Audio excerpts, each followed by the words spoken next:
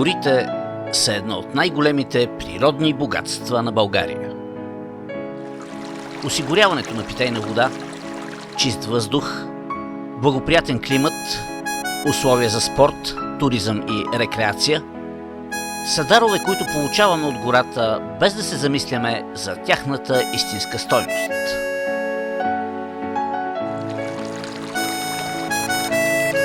Горите задържат влагата в почвата, предпазват от порои, наводнения и свлачища, защитават от вятъра земеделските култури в равнините.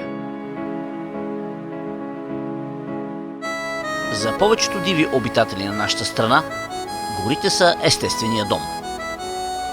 От наличието и състоянието на този дом зависят както разнообразието, така и изобилието от животински и растителни видове в България.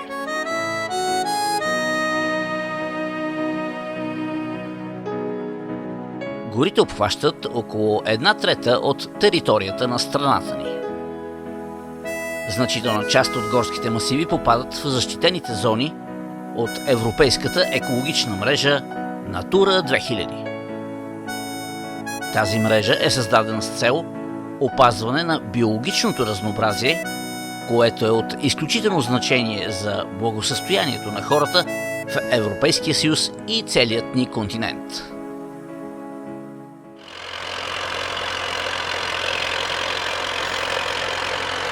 За хората горите са източник на естествени продукти, ресурси и суровини, които са възобновими, а производството и използването им оказват незначително въздействие върху околната среда.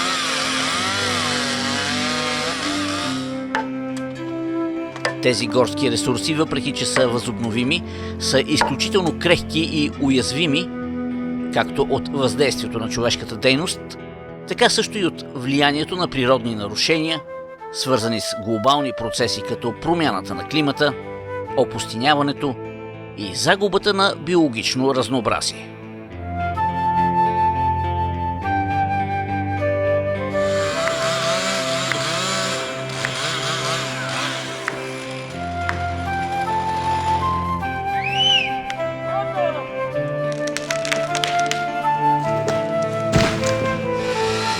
Възможно ли е да се постигне баланс между благата, които ни дава гората, и икономическата изгода от добитата дървесина? Възможно ли е да съществува устойчив цикъл на естествено или изкуствено възобновяване на гората и добиване на така ценния за човека дървен материал?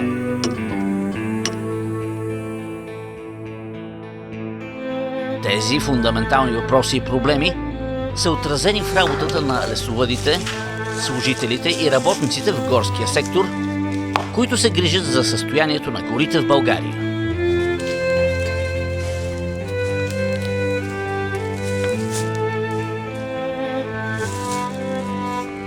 Габър 18.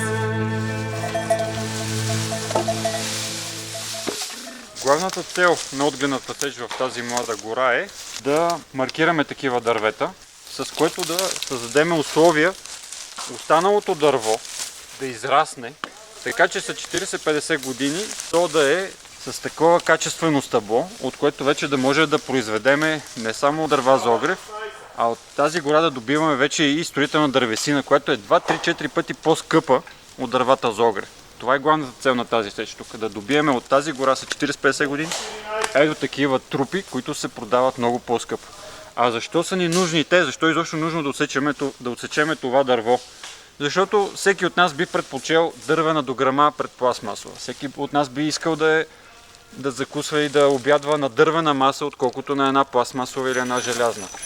Идеята е ние така да отсичаме отделните дървета в гората, че ние да не променяме съществено състоянието на гората. И затова в момента тук се отсичат и се маркира за сеч едно на всеки 7-8 дървета.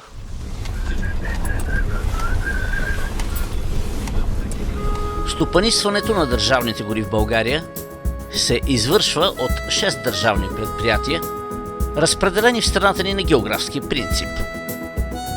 Едно от тях е Югозападното държавно предприятие Благоевград, което управлява горските територии в широки граници От западните части на Стара планина, през Софийската котловина, долините на реките Струма и Места, до българо-гръцката граница и планината Беласица. Югозападно предприятие има една основна насока да управлява и да стопанисва първо съобразно изискванията на закона горските територии, държавните горски територии и второ следствие на тези грижи да имаме една устойчива екосистема горска, която, пак казвам, да изпълнява всичките ред функции на горите, една от които е най-важните водоохранната, въздуха, рекреацията, всички функции на горите, не на последно място биоразнообразието и на фауната. Така че ние нямаме някаква друга стратегическа цел. Основната цел е запазване и обогатяване на българската гора.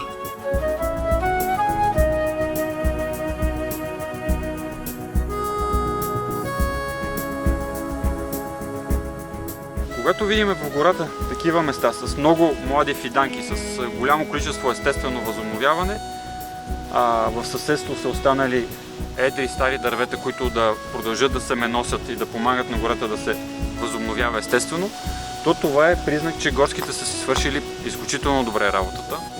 Те са извадили отделни дървета, които ние да ползваме за дървесина, но и са създали условия гората сама да се възстанови, без да се налага изкуствено залесяване.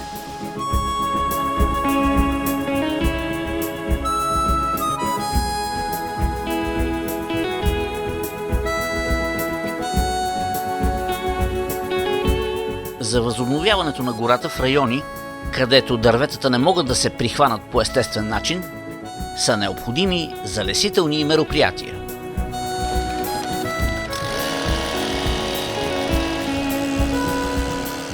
Залесяването, което на пръв поглед изглежда елементарна дейност, в действителност е продължителен и скъпоструващ процес.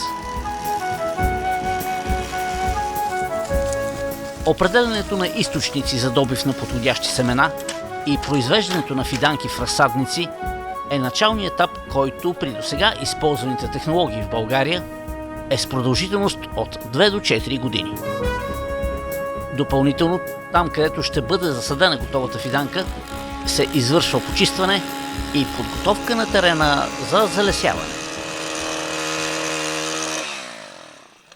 Едва след тези операции се пристъпва към засаждането на младото дръвче в почвата. При неблагоприятни климатични условия или пропуски в работата на залесителите, често резултатът е слабо прихващане на засадените дръвчета, което налага допълнителни дейности и разходи за подмяна на изсъхналите фиданки.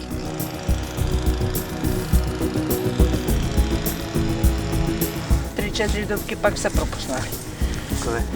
Най-крайния. Не сме го скарали до края. Защо? Защото свършиме фиданките. Ма не е тук.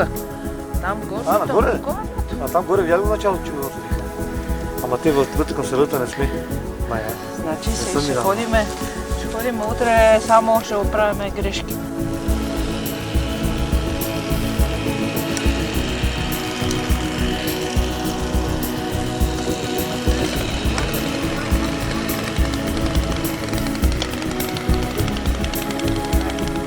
Проверяваме в момента дали правилно са посадени фиданките, дали е на достатъчна дълбочина, дали не е открита кореновата шийка. За да има добра прохващаемост, фиданките трябва да са хубаво оплътнени, около 2 см да има пръст отгоре, за да презимуват и да няма изхвърляне на фиданките.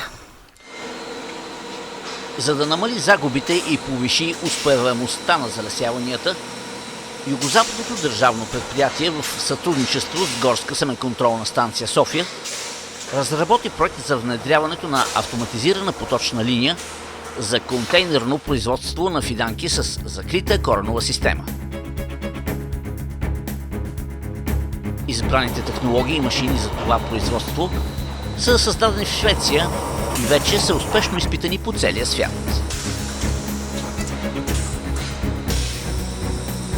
У нас лесовъдите от Югозападното държавно предприятие решават да инсталират съоръжението в горския разсадник край софийското село Локорско.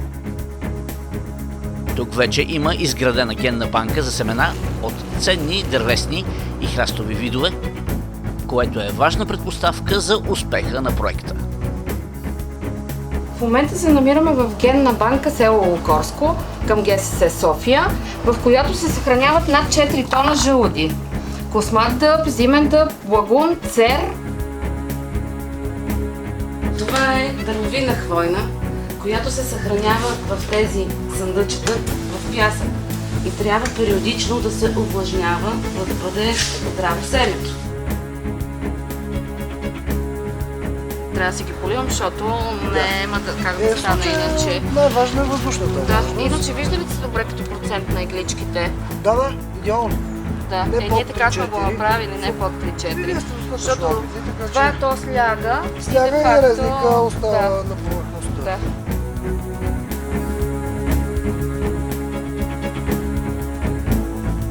С развитието на лесовъдската наука сме се стремяли да търсим възможности за създаване на все по-устойчиви и производителни горски насаждения.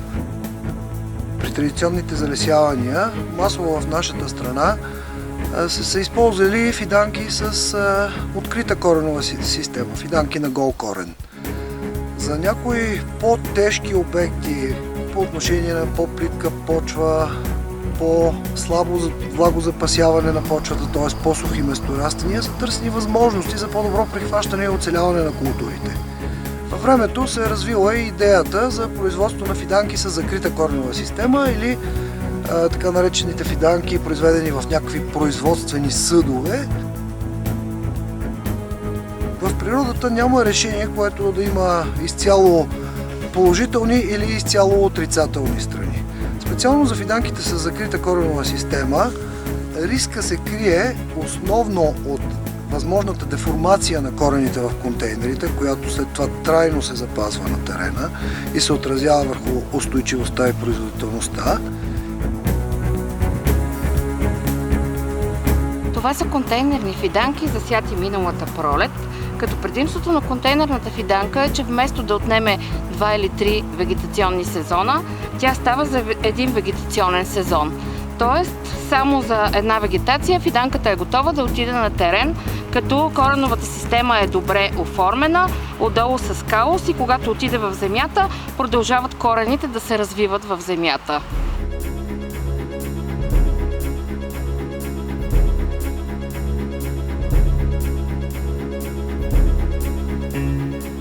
Проектът за производство на контейнерни фиданки в държавен горски разсадник при село Локорско включва инсталиране на автоматизирана поточна линия и изграждане на съпътстваща инфраструктура. Работата започва от кота 0, но за по-малко от година всички агрегати са доставени, инсталирани и приведени в действие. Това е мулчатор, който почиства площи, които са заети с прераснали фиданки от червен дъб. Бракувани са фиданките, но не са махнати от терена. И сега се налага тази машина да почисти площа, върху която ще бъде построена оранжерията и площадките за отглеждане на фиданките.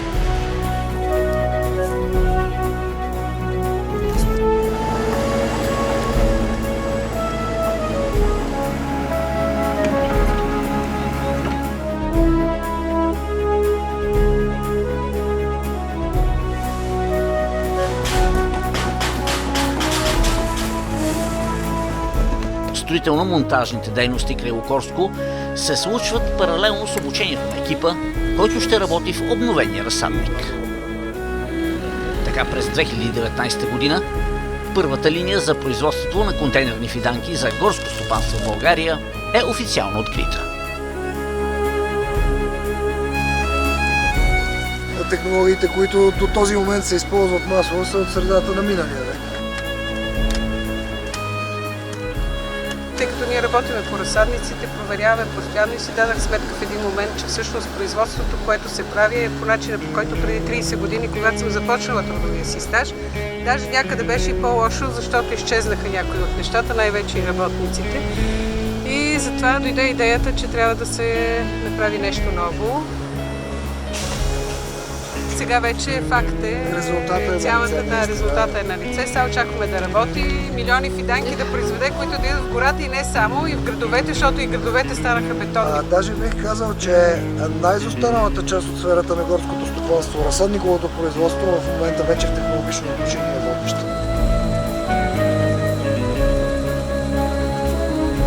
На 17 април след обед съм тук с студентите в трети курс горско стопанство. Да, значи вече имаме какво да покажем на Защото студентите. вече сложихме каруцата пред магарето. Практиката изпревари науката.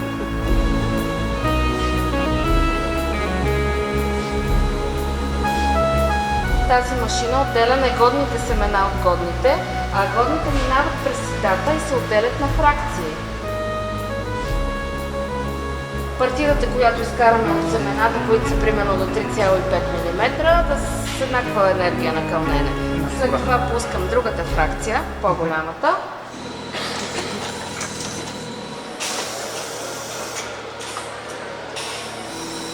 Сама натиска, сама прави дупките, сама сее семената, сипва с пясък и контейнерчетата отиват към оранжерията за отглеждане.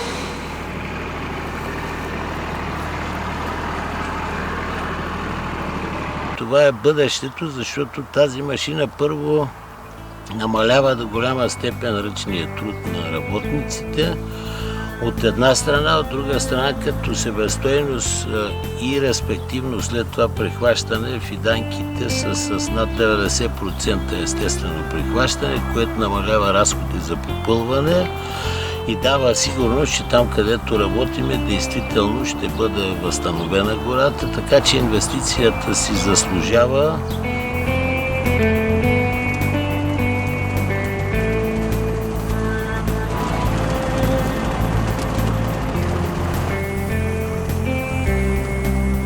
Засетите контейнерчета се докарват на площадката, където ще бъдат отгледани. Тук ги завиваме с мрежа, за да може птиците да не ги изваждат от гнездата им.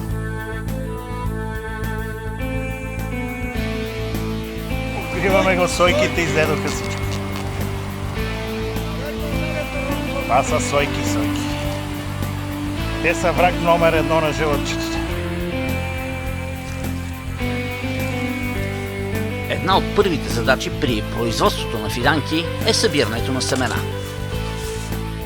Добиването на репродуктивния материал се извършва в райони, които са естествено местообитание на ценни за България дървесни видове.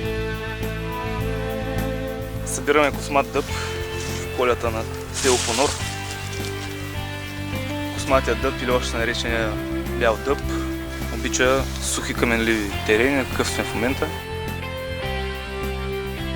При първоначалния подбор на семената да избягваме събирането на лоши жълъди, които ще влошат качеството на цялата партида. Както виждате, тези в ръката ни са нападнати от насекоми, тези са изобщо изгнили и като цяло лесно може да се познаят по теглото им, дори да не виждаме дупката на дадения жълъд. Добитите в гората семена, преди да бъдат засети, преминават през тестови обработка в горската семеконтролна станция. Така се гарантира успехът на новата реколта от фиданки. Изследванията, които правим в лабораторията, са два вида – физични и физиологични. Физичните включват органолептични признаци, чистота на семената партида, 1000 броя семена.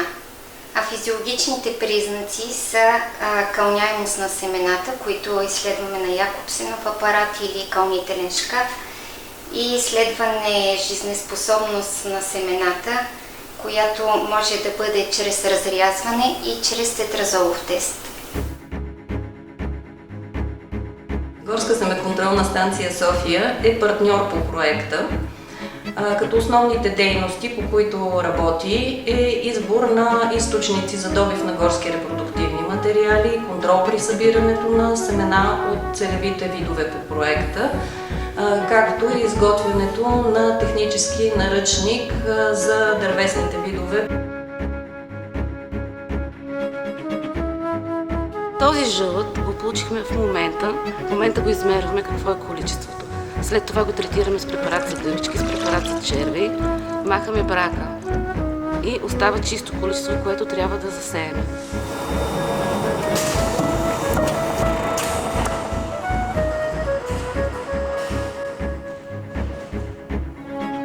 В момента тече посев на широколистни дървесни видове, който не е напълно автоматизиран. Автоматизирана е поточната линия за засяване на иголистни дървесни видове.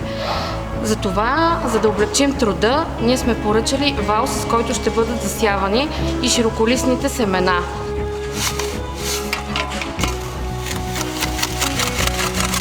До момента сме дали над 120 000 фиданки, вече са изпратени, т.е. за есенен посев, като очакваме сега пролетта да изпратим още над 100 000 фиданки да отидат на терен за залесяване.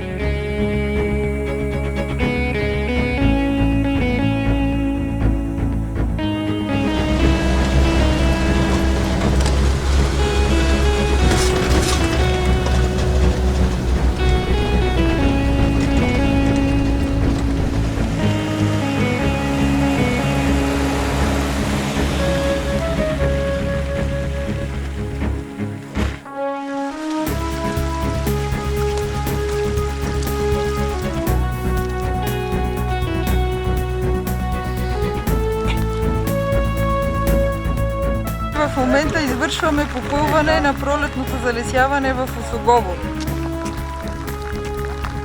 Попълването се налага поради засушаването, доста фиданки не са се прихванали и съхнаха. И в момента се прави попълване с едногодишни контейнерни фиданки от черен бор.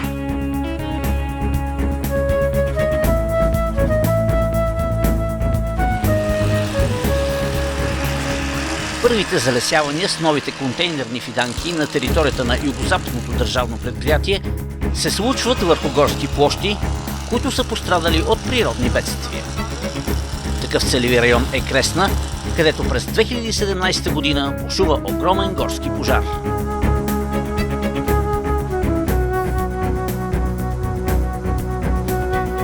Друг целеви район за залесяване с контейнерни фиданки са иголистните гори на Осогово, които са нападнати от корояд.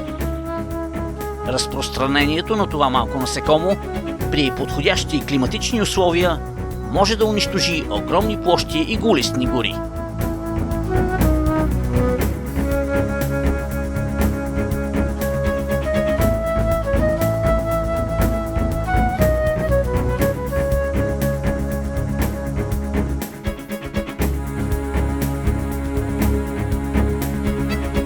Тук тези площи са освободени и извършена санитарна сеч, тъй като тези гори, които са белборовите гори, са нападнати от върхов корояд. И сега ги заменяме с черен бор, който пак е с местен происход. Това е типично месторастене на този черен бор. Семената сме ги взели от резервата Глабра, който пак се намира в Осогово, на територията на горско стопанство Невестино. И от тези семена вече сме произвели фиданките.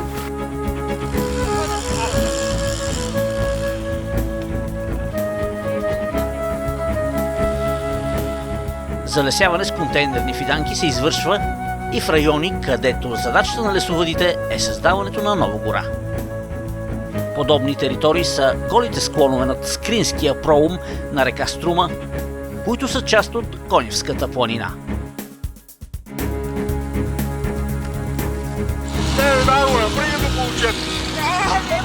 Браво! Така трябва! Ама твоето не е добре! Твоето не е добре!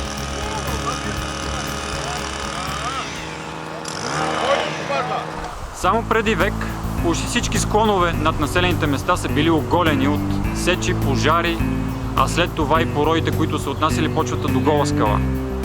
В рамките на 100 години България прави подвиг.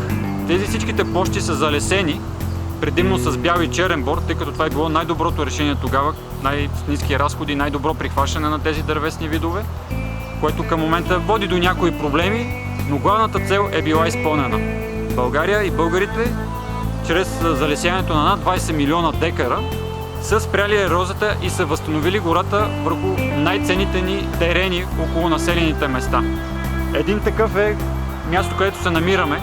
Някога голо, то сега е покрито с гора, благодарение на боровете и на широколистните дървесни видове, които вече тръгват и се възстановяват сами под сянката на тези борове.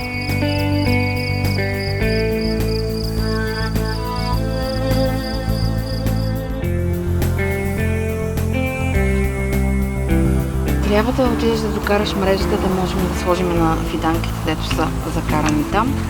И после ще направим една почивка, обяд и продължаваме.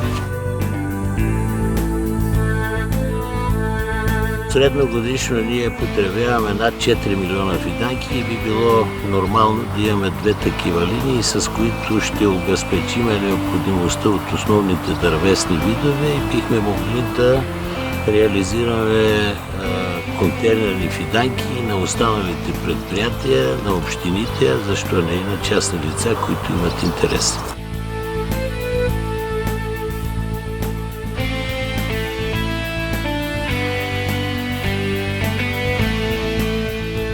Залесяването е дейност, в която участват не само горските работници и служители, но и много доброволци. Доброволният труд в залесителните кампании е не само обществена помощ, но и важен пример за бъдещите поколения. Така създаването на нова гора се превръща в кауза и мисия за съхранение на природния ресурс на страната ни. В този дълъг и труден процес машините и технологиите са от особено значение, но най-важното е желанието на съвременния човек да опази природата и горите на България. Така след десетки години машината за гора ще даде своите плодове и на хората след нас.